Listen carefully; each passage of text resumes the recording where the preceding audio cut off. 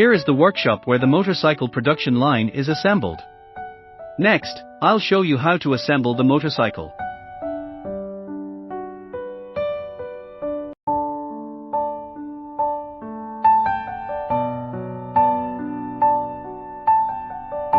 This is the frame of the motorcycle, and each frame must be coated here.